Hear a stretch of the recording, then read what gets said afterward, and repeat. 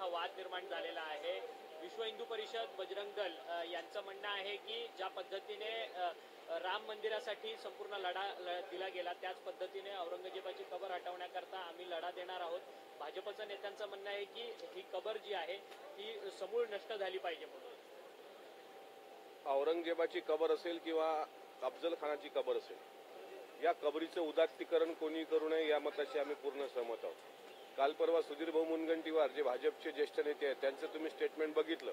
त्यांनी पण औरंगजेबाच्या कबरीच्या बाबतीत बोलताना सांगितलं की औरंगजेबाच्या जे थळगा आहे ते तसंच राहू द्या, मात्र त्याचं डेव्हलपमेंट करण्याची काही आवश्यकता नाही। पण माझं ज्यांनी आता 23 मार्चपर्यंत अल्टिमेटम वगैरे ज्यांना सुरू केलं आहे राज्यामध्ये, माझं त्यांना विनंती आणि प्रश्न असा आहे की राज्यातले नेमके प्रश्न कोणते महत्वाचे आहेत। सध्या कांदा उत्पादक शेतकऱ्यात कांद्याचे भाव पडले हा प्रश्न महत्वाचा आहे, सोयाबीनचा प्रश्न महत्वाचा आहे, कपाशीचा प्रश्न महत्वाचा आहे।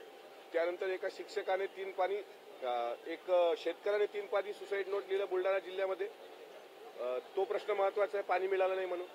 किंवा एका शिक्षकाने काल 18 वर्ष पगार मिळत नाही म्हणून आत्महत्या केली, हे प्रश्न महत्वाचे आहेत की ऐन वेळेवर आता औरंगजेबाची कबर महत्वाची आहे।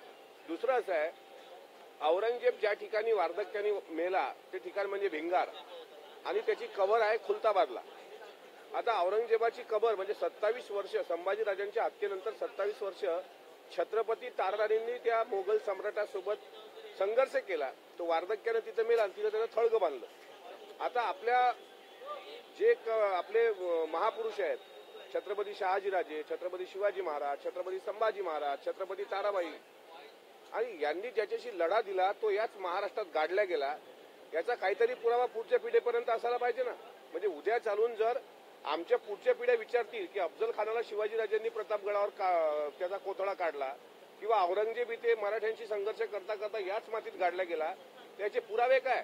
आता तुम्ही खुलताबादची कबरच तोडा असं जे काही लोकांनी नवीन जाणीवपूर्वक काही लोक करतायत काय अधिवेशन काळामध्ये, महाराष्ट्राचे प्रश्न वेगळे आहेत ते दुर्लक्षित करण्याचा हा प्रयत्न होतोय आणि पुरातत्व खातं केंद्र सरकारचं तेच त्यावर अंतिम निर्णय घेईल असं खुद्द मुख्यमंत्र्यांनी सांगितलेलं आहे। त्यामुळे मला असं वाटते सध्याचे प्रश्न वेगळे आणि औरंगजेबाची कबर वेगळी। परंतु नितेश राणे सातत्यानं असं म्हणतात की हा वाद निर्माण झालेला आहे।